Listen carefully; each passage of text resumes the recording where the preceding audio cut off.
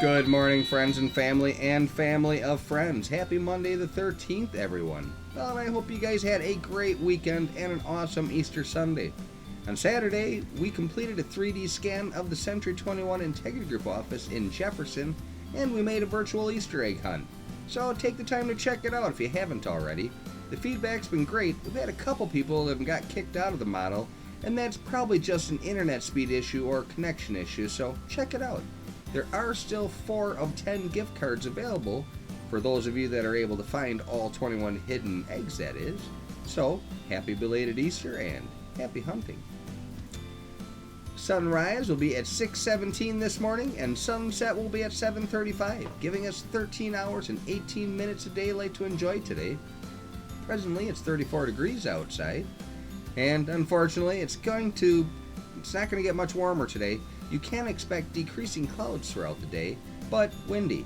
Highs will reach near 40 degrees with winds out of the west-northwest at 20 to 30 miles per hour. We may even have some wind gusts over 40, so hold your hats and keep your umbrella nearby for those pop-up showers. Alright, there's always a lot of birthdays coming off the weekend. From our family of friends who celebrated birthdays on Saturday the 11th, happy birthday Jackie Burns, Joshua Dank, Ivy Miles, Corey Ann, Ashley Lehman, Kathy Busler, AJ J. Accardi, Tom Pfister, and Clark Heller. From our family of friends who celebrated birthdays yesterday on the 12th, happy birthday to our broker and good friend Chris Nash, Gina Marie, Diane Crow Weaver, Ken Kemmler, Doug Fisher, Kevin Koenig, Jennifer Matheson, Vernon Williams, Shelley Morin, Tommy Lecker, and the ever-beautiful Lori Adams. And from our family of friends celebrating birthdays today, happy birthday Donna Tomasi, Chris Blott, Dawn Engelhardt, Lindsay Howell, and last but most certainly not least, Sonia Yadara Gambinski. Our celebrity birthday shout-out starts with a beautiful young actress who has had roles in such films as Perfectly Single and Till Death Do Us Part. She is a social media influencer, and she has an immense following on Vine as well as Instagram. Jessica Vanessa turns 28 today. Our next celebrity is largely known for starring as Marnie Michaels on the hit HBO drama titled Girls.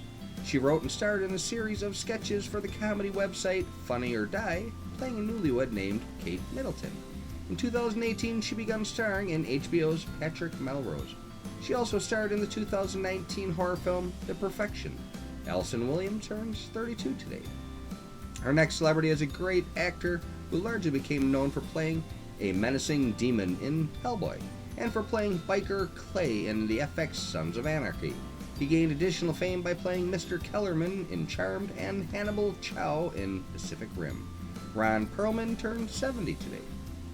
And we can't end our birthday segment without giving our honored last shout out to one of the revered founding fathers of our beautiful country, and one of the primary authors of the Declaration of Independence.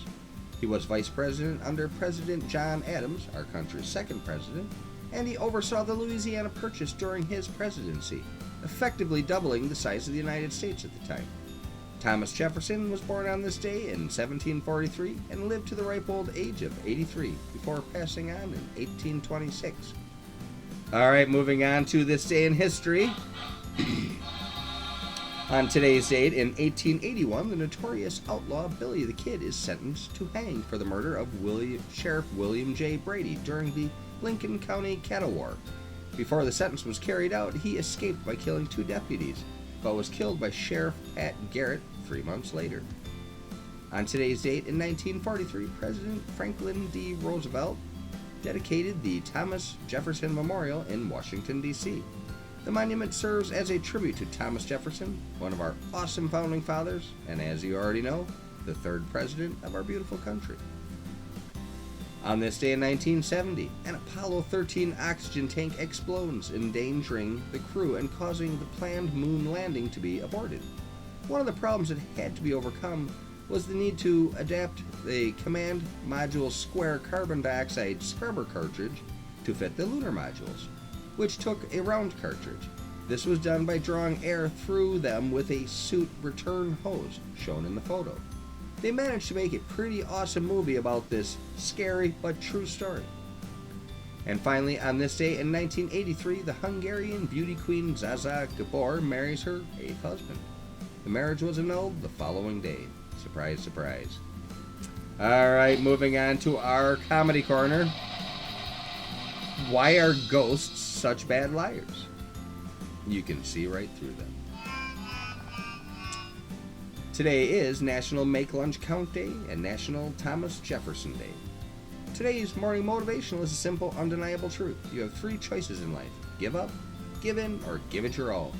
So remember that falling is part of life, and picking yourself up is part of living. So true. In honor of, and memorial to, the Titanic and the lives lost during her maiden voyage, this week we are going to dive into a little history and recent discoveries about that fateful journey this week back in 1912. Tomorrow we will be on board a research vessel above the wreck, and Wednesday we'll take the big plunge to visit Titanic on the anniversary of her sinking 108 years ago. Let's talk about origins and construction of ships back then. In the early 1900s, the transatlantic passenger trade was highly profitable and competitive, with ship lines vying to transport wealthy travelers and immigrants. 2 of the chief lines were the White Star and Cunard.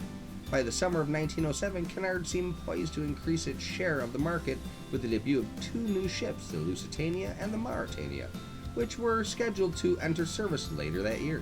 The 2 passenger liners were garnering much attention for their expected speed. Both would later set speed records crossing the Atlantic Ocean. Looking to answer his rival, White Star Chairman J. Bruce Ismay reportedly met with William Peary, who controlled the Belfast shipbuilding firm Harland & Wolff, which constructed most of White Star's vessels. The 2 men devised a plan to build a class of large liners that would be known for their comfort instead of their speed. It was eventually decided that the 3 vessels would be constructed: the Olympic, the Titanic, and the Britannic. On March 31st of 1909, some 3 months after work begun on the Olympic, the keel was laid for the Titanic. The 2 ships were built side by side in a specially constructed gantry that could accommodate their unprecedented size.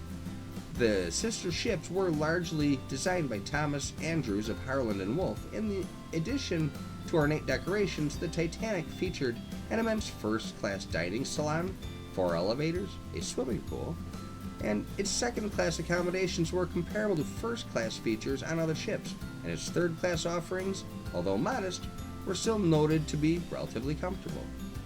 As to safety elements, the Titanic had 16 compartments that included doors which could be closed from the bridge, so that water could be contained in the event of a hull breach. The system led to many to claim that the Titanic was unsinkable.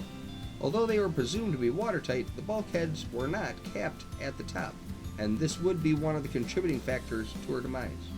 At approximately 882.5 feet long and 92.5 feet wide, the Titanic was not only one of the largest ships, she did it with class, by being one of the most opulent ships in the world. In the early April 1912, the Titanic underwent its sea trials and was declared seaworthy. We'll talk more about that later this week. As usual, Blind and I hope that you're enjoying this journey and the look back in time. Please continue to like, follow, and share us with your friends and family. And thank you again for your time. And make it an awesome day. Remember, you have the power, and we'll talk soon.